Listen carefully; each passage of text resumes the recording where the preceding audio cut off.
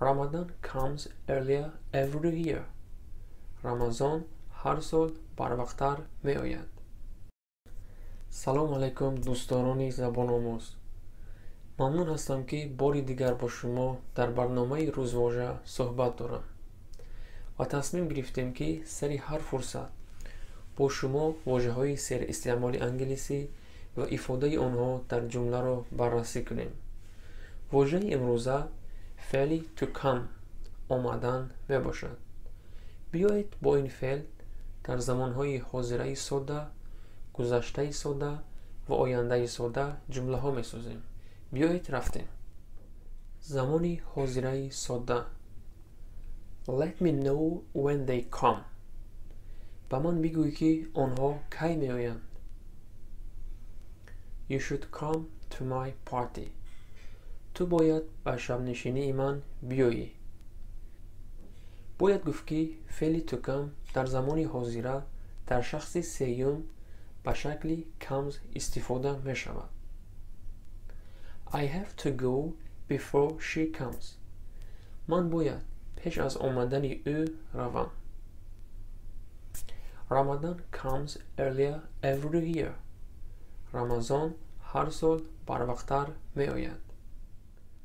زمانی گذشته ساده. من می خواهم با شما یک قاعده فعل ها را بگویم. تصریف فعل ها در زمان گذشته ساده با دو شکل صورت گرفته و با دو گروه جدا می شود. فعل های درست regular و فعل های نادرست irregular. در زمان گذشته ساده ساخت فعل های درست تغییر نیافته، تنها در آخرشان سوفیکس ed همراه میکنیم.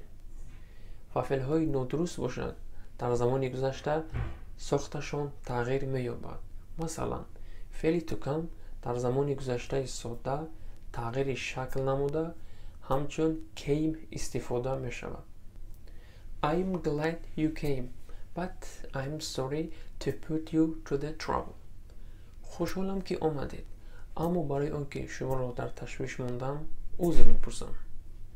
فردوس came here to ask me questions about you. فردوس به اینجا آمد تا که درباره تو از من سوال ها کند. A letter came for you this morning. این سحر مکتوب برایت آمد. زمانی آینده ساده. باید گفت که پیش از فعل ها در زمان آینده ساده کلمه will گذاشته می شود. He will come later. او دیرتر می آید. I will come to you. من به نزد تو می آیم. They will come to lunch with us. آنها آمده همراه ما خوراک نصف روزی می خورند. خب دوستان، ویدیو اینجا به آخر می رسد. تا ویدیوی آینده خدا حافظ.